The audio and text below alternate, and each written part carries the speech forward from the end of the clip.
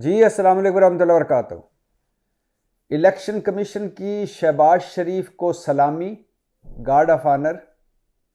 IMF की ऐसी नई शराइत के महंगाई का रेला फिर से आने वाला, और दो पाकिस्तान की एक झलक आपको दिखानी है। ये तीन मौजू हैं जिन पर बात करनी है, लेकिन इन तीन मौजूआत से पहले एक बड़ा दिलचस्प मौजू, और अभी अभी ताज़ा ताज़ा खबर आई है कि ट्रंप हमारा भाई है।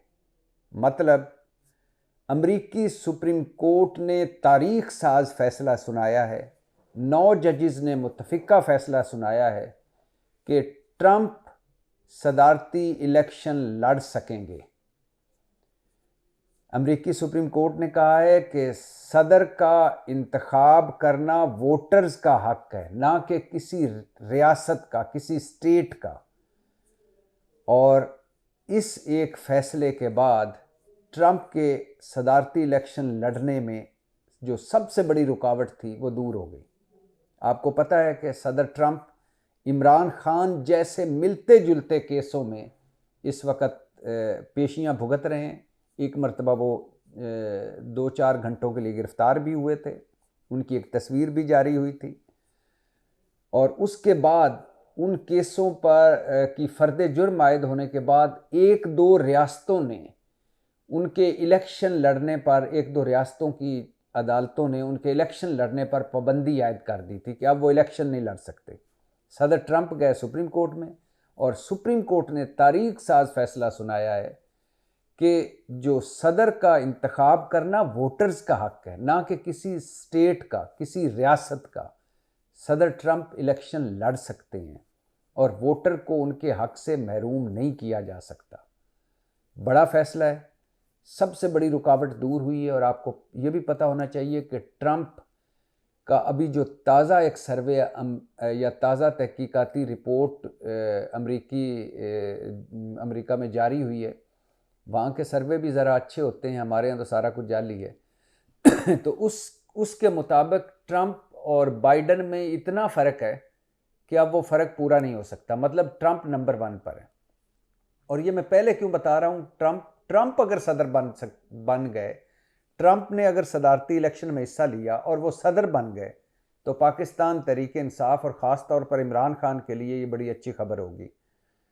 इमरान खान को जो बाइडन इंतज़ामिया, मौजूदा अमरीकी सदर, मौजूदा इंतज़ामिया पसंद नहीं करती। इमरान खान को जो बाइडन ने फ़ोन तक नहीं किया। सदर बनने के बाद तमाम मुल्कों के सरबराहान को फ़ोन किया, लेकिन बाबा बाइडन ने हमें फ़ोन नहीं किया। बहैसियत पाकिस्तानी इमरान खान होते, शहबाज शरीफ होते, नवाज शरीफ होते, शाहिद खाकन अब्बासी होते, कोई भी होता, जो फ़ोन नहीं किया उस पर मेरा भी दिल दुखी है। लेकिन उसकी वजह है डोनाल्ड लू मीटिंग, रजीम चेंज, साइफर, इसको एक साइड पे रखिए। बाइडन इंतज़ामिया इमरान खान को कभी भी पसंद नहीं करती रही। और उसके बाद जो इमरान खान का दौरा है रूस, और फिर हम कोई ग़ुलाम हैं, एब्सोल्युटली नॉट, और फिर जो उसके बाद साइफर का बयानिया, ज़ाहिर है उसके बाद ताल्लुकात ख़राब से ख़राब तर होते गए। और लेकिन बाइडन इंतज़ामिया की बुनियादी वजह इमरान खान को नापसंद करने की, इमरान खान के ट्रंप इंतज़ामिया से अच्छे ताल्लुकात। और एक सुना ये भी गया था कि जुल्फ़ी बुखारी और प्रेसिडेंट ट्रंप के जो दामाद हैं वो बिज़नेस पार्टनर भी बनने जा रहे थे, या उन्होंने बिज़नेस को इकट्ठा शुरू करने लगे थे।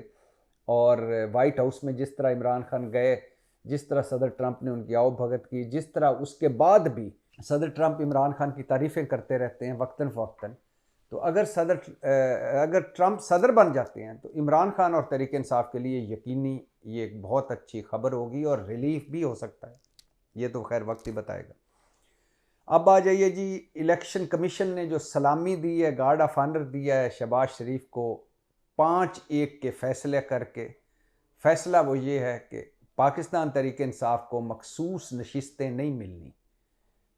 पाकिस्तान तहरीक इंसाफ जो आजकल सुन्नी इत्तेहाद कौंसिल के प्लेटफार्म के ज़रिए कौमी असम्बली में है, उसमें कि उनको मखसूस ख़वातीन की नशिस्तें और अक़लियती नशिस्तें नहीं मिलेंगी। ना सिर्फ ये उनको नहीं मिलेंगी, बल्कि ये डिवाइड कर दी जाएंगी मुस्लिम लीग, पीपल्स पार्टी और MQM में। है ना खूबसूरत बात कि सीटें उनकी डिवाइड इनमें हो जाएंगी। इस पर वैसे इन तीनों जमातों को भी सलाम और इलेक्शन कमीशन को भी सलाम।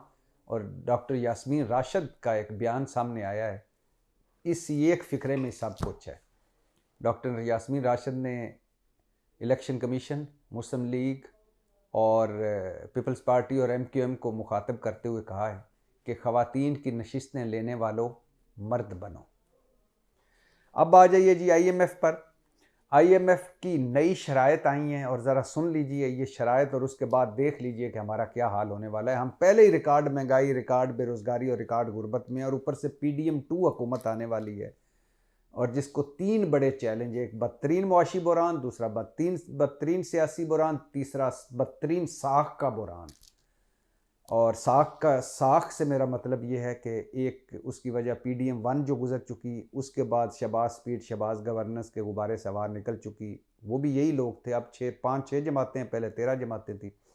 तो एक ये, दूसरा जो धांधली के इल्ज़ामात हैं, फार्म 45, फार्म 47 वो, और तीसरा जो इस वक्त पीपल्स पार्टी एक किंग मेकर के तौर पे है, पीपल्स पार्टी के हाथों ये हुकूमत ब्लैकमेल होगी, कोई भी बड़ा फैसला करने लगेगी तो पीपल्स पार्टी के पास मुस्लिम लीग को जाना पड़ेगा। पहले PDM1 में तो पीपल्स पार्टी बाकायदा हुकूमत में शामिल थी, इसमें तो वो वजारतें नहीं ले रही, तो वो लिहाजा वो ब्लैकमेल करती रहेगी। और सियासी बुरान की मुआशी बुरान से जुड़ा हुआ है। सियासी बुरान हल नहीं ख़त्म नहीं होगा तो मुआशी बुरान ख़त्म नहीं होगा, और मुआशी बुरान से जुड़ा हुआ है सियासी बुरान, मुआशी बुरान से जुड़ा हुआ सियासी बुरान, सियासी बुरान से जुड़ा हुआ साख का बुरान। तो ये सारा घुरमन घेरियाँ हैं। अल्लाह करे कामयाब हो जाएं। ये मेरे मुल्क का मामला है, मेरी कौम का मामला है।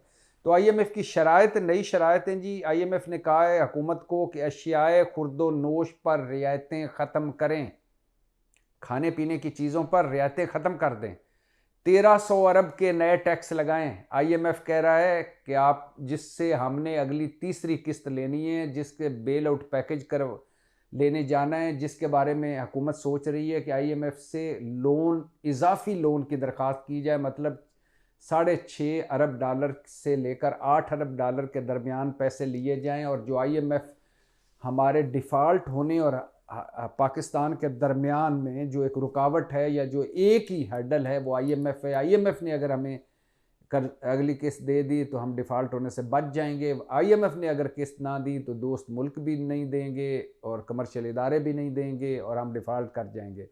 तो वो IMF जिसके पास जाना और उससे अगली किस्त लेना हमारी बका के लिए बड़ा ज़रूरी है, वो IMF, उसने हुकूमत बनते ही पहला मुतालबा फेंका है और कहा है कि खाने पीने की चीज़ों पर रियायतें ख़त्म करें, 1300 अरब के नए टैक्स लगाएं, सेल्स टैक्स की छूट ख़त्म करें, और खाने पीने की अशिया और दवाओं पर कम अज़ कम सेल टैक्स 18% करें। पहले गालिबन 6% था, फिर इससे कुछ ज़्यादा हुआ, और अब 18% करें। मतलब 100 रुपये की आप दवाई लेते हैं तो 18 रुपये उस पर आपको सिर्फ सेल टैक्स देना पड़ेगा, बाकी टैक्स अलहदा। क्या शराइत हैं? खाने पीने की चीज़ों पर जितनी रियायतें आपने दी हुई हैं वो ख़त्म करें, 1300 अरब के नए टैक्स लगाएं, सेल्स टैक्स की छूट ख़त्म करें, और सेल टैक्स कम अज़ कम दवाओं और खाने पीने पर 18% करें। मतलब पहला, खाने पीने की रियायतें ख़त्म करने पर आवाम का भुरकस निकल गया, ऊपर से 1300 अरब के नए टैक्स, डबल बोझ, ऊपर से सेल टैक्स की छूट ख़त्म, ट्रिपल बोझ, ऊपर से 18% सेल टैक्स बढ़ाकर चार हमले, अब 4 हमले किए IMF ने। अब देखते हैं इस महंगाई के रेले को इस हुकूमत रोक पाती है, किस तरह रोक पाती है, क्या हो पाता है। बहरहाल बड़ा मुश्किल वक्त आने वाला है पाकिस्तान पर। और अब आ जाइए जी 2 पाकिस्तान की एक झलक। अब ज़रा देखिए, एक तरफ ये IMF की शराइत, ये साबरी ज़हन में रखिएगा, रिकॉर्ड महंगाई, रिकॉर्ड बेरोज़गारी, रिकॉर्ड गुर्बत देखिएगा, और दूसरी तरफ देखिएगा, एक मैं आपको 3 खबरें, आज के अखबार में छपने वाली 3 खबरें सुना रहा हूँ। पहली खबर, शहबाज शरीफ ने इत्तेहादी अरकान को नाश्ता दिया, और वो नाश्ता क्या था? निहारी, पाए, हलवा पूरी, चने, चिकन हलीम, चिकन कोरमा, पराठे, अंडे, नान, लस्सी, चाय। इसके अलावा भी 2-4 चीज़ें हैं, लेकिन ये जो अखबार में रिपोर्ट हुआ है, ये शहबाज शरीफ ने इत्तेहादी अरकान को नाश्ता दिया। उन्होंने लजीज नाश्ते फेंट कर खा पी कर वो इजलास में गए। दूसरी खबर है जी, साबिक निगरान वज़ीर आज़म अनवारुल हक काकड़ जो वज़ीर आज़म हाउस से निकलकर मिनिस्टर कॉलोनी के एक बंगले में शिफ्ट हो गए हैं, मतलब सरकारी खर्चे पर सारा कुछ फ्री। उन्होंने बुलेट प्रूफ गाड़ी मांगी है और अमला मांगा है। अनवारुल हक काकड़, बुलेट प्रूफ गाड़ी दो और अमला दो। ऊपर शहबाज शरीफ का नाश्ता, हलीम, पाए, चने, हलवा पूरी, पता नहीं क्या क्या। नीचे गाड़ी दो बुलेट प्रूफ और अमला दो। तीसरी खबर, 96% पाकिस्तानियों को साफ पीने का पानी मुयस्सर नहीं। बाकी आप खुद सोच लें, खुद समझ जाएं। पाकिस्तान जिंदाबाद।